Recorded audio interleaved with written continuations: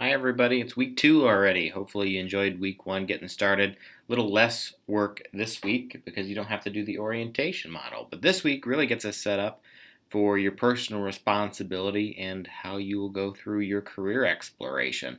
So, starting to think about your possible careers, what your action plan might be, and creating a formal network list is really the main objectives. But this chapter, video, and article really talked about a few things. I want to talk about in the video the self reflection portion, that first step that she was talking about. Really, that's the point of this class, is to reflect on what you like, what you don't like, what you would like to do, things that I want you to create an inventory list so then you can fall back on that. The more that you have in this career exploration process makes the career selection and the job selection much easier.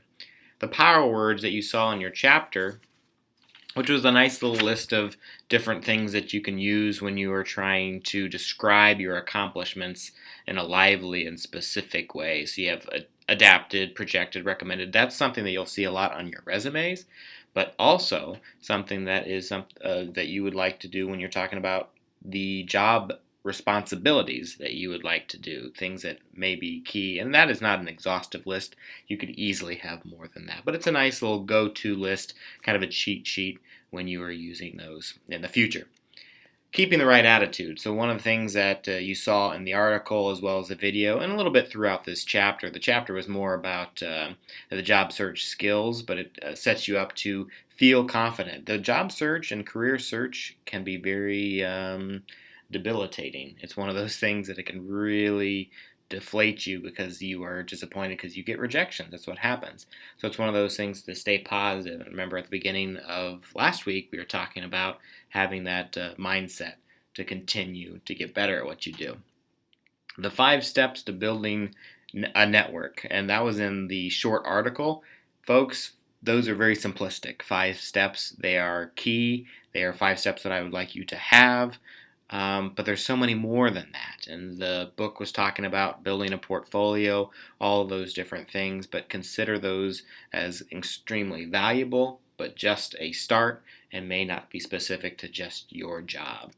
And then finally, let's talk about the job search portfolio. So you're going to have a portfolio that you might turn into different jobs. They might ask you to have different videos if you're doing, design. Well, there's all kinds of different things that are going on. But as you start to build, even if you're just applying for a bookkeeping job or a job as an accountant, where really they're just saying what's your background on this.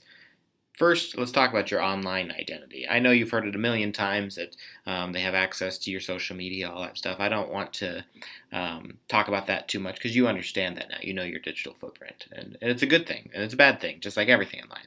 But really, you have the ability to market yourself and brand yourself through so many different avenues. And start that early. Start that while you're in college, while you're doing things in classes. Highlight the accomplishments that you've done, the projects that you've done.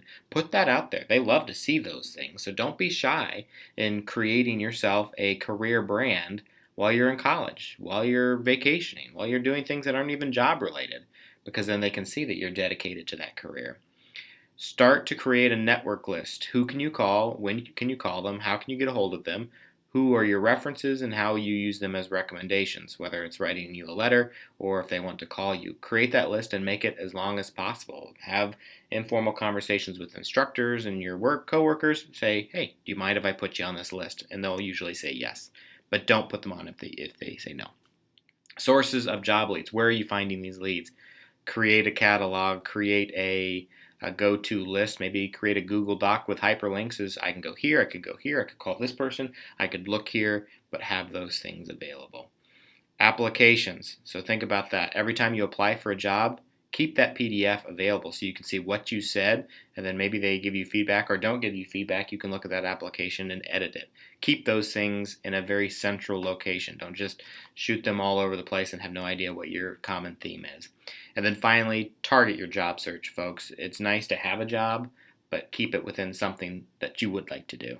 It's easier said than done, but that's something to keep in mind. Hopefully in the 4 assignments this week, you'll apply some of these things, and good luck, and then I'll talk to you again on week 3.